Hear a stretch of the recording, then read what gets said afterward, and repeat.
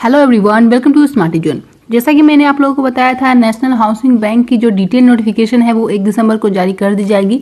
तो यहाँ पे जो इसकी डिटेल नोटिफिकेशन है वो आ चुकी है। तो इसमें हम लोग सारी चीज़ें देखेंगे, क्या इसका यहाँ पे एग्जाम पैटर्न है, एज लिमिट क्या है, सैलरी क्या है, एलिजिबिलिटी क्या है, पोस्ट वाइज यहाँ पे आपको सारी डिटेल्स बताएगी। तो सारी डिटेल्स हम लोग इस वीडियो में देखने वाले हैं। साथ ही मैं आपको यहाँ पे इसकी प्रीवियस ईयर कट ऑफ भी बताऊंगी। यहाँ पे जो असिस्टेंट मैनेजर की पोस्ट है उसमें प्रीवियस ईयर की कट ऑफ आपकी क्या गई थी वो मैं आपको बताऊंगी कैटेगरी वाइज, और साथ ही यहाँ पे जो आपके सब्जेक्ट वाइज कट ऑफ रहते हैं वो भी मैं आपको यहाँ पे बताऊँ। तो चलिए आज की वीडियो शुरू करते हैं। वीडियो को शुरू करने से पहले जो लोग भी चैनल पे पहली बार हैं, चैनल को सब्सक्राइब करके बेल आइकन कॉल पर क्लिक कर लीजिएगा। तो ये है इसकी डिटेल नोटिफिकेशन। यहाँ पे सबसे पहले आपको इसके जो फॉर्म फिलअप के डेट्स है वो बताया गया है, यानी कि इसका जो फॉर्म फिलअप है वो 1 दिसंबर 2021 से स्टार्ट हो गया है और उसमें अप्लाई करने का जो लास्ट डेट है वो 30 दिसंबर 2021 रखा गया है। उसके बाद यहाँ पे हम लोग बात कर लेते हैं इसके इंपॉर्टेंट डेट्स की। इसमें आपका एग्जाम डेट भी मेंशन किया गया है। यहाँ पे आप देख सकते हो जो आपकी कट ऑफ डेट है एलिजिबिलिटी की वो 1/12/2021 रखा गया है, यानी कि जो आपकी एज लिमिट है वो 1/12/2021 तक काउंट की जाएगी और आपकी जो क्वालिफिकेशन है वो 1/12/2021 तक कंप्लीट हो जानी चाहिए। उसके बाद यहाँ पे आप देख सकते हो इंपॉर्टेंट डेट्स मैंने आपको बता दी, फॉर्म फिलअप कब से कब तक होगा। उसके बाद यहाँ पे जो आपकी फी पेमेंट करने की लास्ट डेट है वो 30/12/2021 ही रखी गई है। आपका जो online examination scale 1 and scale 2 के लिए, यानी कि असिस्टेंट मैनेजर की जो पोस्ट है, उसके बाद जो डेप्यूटी मैनेजर की पोस्ट है, दोनों ही पोस्ट के जो आपका एडमिट कार्ड है वो यहाँ पे एग्जाम के 10 दिन पहले जारी किया जाएगा। आपका जो ऑनलाइन एग्जाम होगा वो जनवरी या फिर फरवरी 2022 के मंथ में हो सकता है। यहाँ पे आप देख सकते हो स्केल 1 एंड 2 के लिए जो आपका एग्जाम मंथ है वो जनवरी या फिर फरवरी रहेगा। आपका जो रिजल्ट आएगा स्केल 1 एंड स्केल 2 के लिए वो फरवरी या फिर मार्च 2022 के मंथ में आ सकता है। उसके बाद यहाँ पे इंटरव्यू का जो कॉल लेटर है वो आप देख सकते हो स्केल 1, स्केल 2 और स्केल 4 के लिए मार्च या फिर अप्रैल के महीने में आपका आ जाएगा। और आपका जो इंटरव्यू होगा स्केल 1, स्केल 2 और स्केल 4 के लिए वो मार्च या फिर अप्रैल 2022 के महीने में आपका कंडक्ट कराया जाएगा।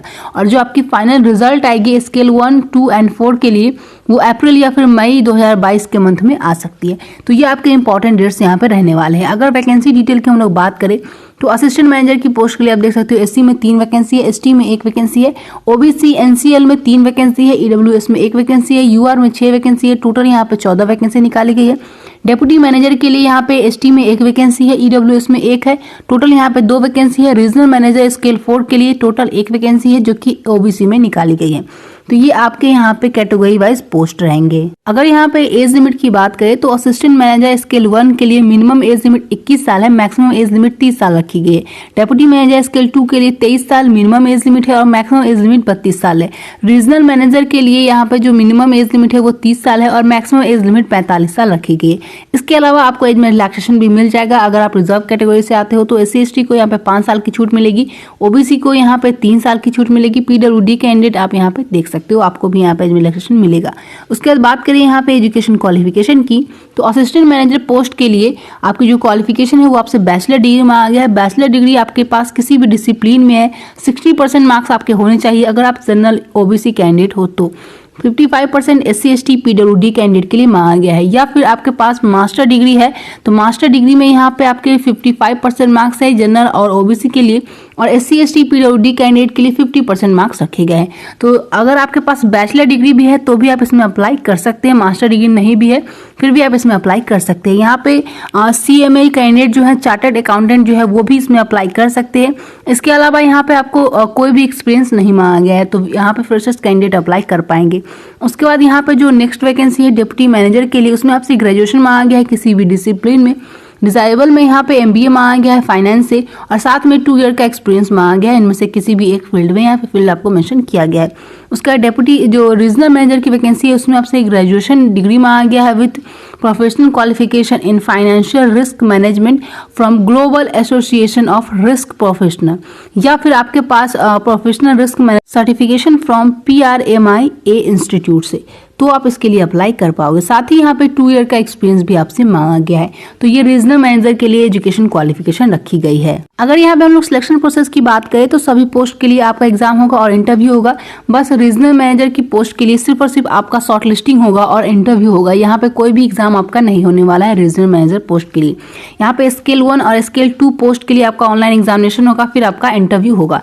तो स्केल 1 यानी कि असिस्टेंट मैनेजर पोस्ट के लिए जो आपके एग्जाम पैटर्न है वो यहाँ पे आपको मेंशन किए गए हैं, और टॉपिक वाइज का सिलेबस क्या रहेगा ये सारी डिटेल्स मैंने ऑलरेडी आप लोगों को बता दिए। उस वीडियो का लिंक आप लोगों को आई बटन पे मिल जाएगा, वहां से आप जाकर सारी डिटेल्स चेक कर सकते हो। उसके बाद यहाँ पे बात कर ले नेक्स्ट पोस्ट की, जो कि है डिप्टी मैनेजर के लिए। तो इसमें जो आपका ऑनलाइन एग्जामिनेशन है उसमें एग्जाम पैटर्न आप देख सकते हो। जनरल एप्टीट्यूड में आपसे रीजनिंग के क्वेश्चन रहेंगे 25 क्वेश्चन 25 मार्क्स के लिए। क्वांटिटेटिव एप्टीट्यूड 25 क्वेश्चन 25 मार्क्स के लिए। इंग्लिश लैंग्वेज 25 क्वेश्चन 25 मार्क्स के लिए। जनरल अवेयरनेस से भी आपके 25 क्वेश्चन आएंगे 25 मार्क्स के लिए।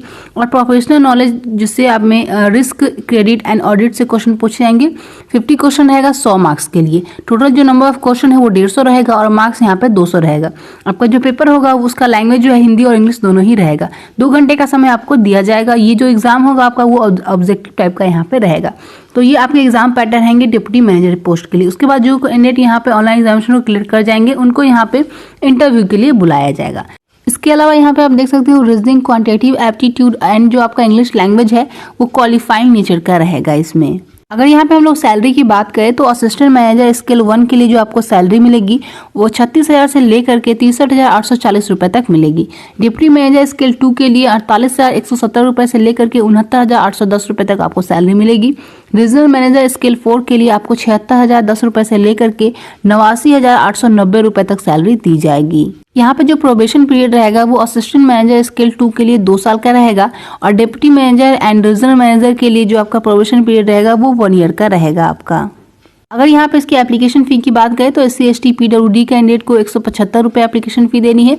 बाकी जो अदर कैंडिडेट है यानी कि OBC है, जनरल कैटेगरी से कैंडिडेट आते हैं उनको यहाँ पे 850 रुपये एप्लीकेशन फ़ी देनी होगी। यहाँ पे आपको ये भी बताया गया कि जो आपका ऑनलाइन एग्जामिनेशन सेंटर है वो किन किन सिटी में रहेगा, एग्जामिनेशन सेंटर कहाँ पे रहेगा वो आपको मेंशन किया गया। तो ये लिस्ट है, आप यहाँ पे देख सकते हो कहाँ कहाँ पे आपका एग्जामिनेशन सेंटर रहेगा। अगर यहाँ पे हम लोग इसकी प्रीवियस ईयर कट ऑफ की बात करें तो यहाँ पे आप देख सकते हो सबसे पहले यहाँ पे हम लोग सेक्शन वाइज कट ऑफ देख लेते हैं।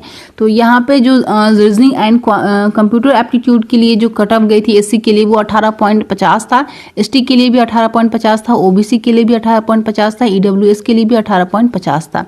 जनरल के लिए यहाँ पे 26.75 गया था। PWD 4 के लिए जो 6 के लिए जो कट ऑफ गया था वो 18.50 था।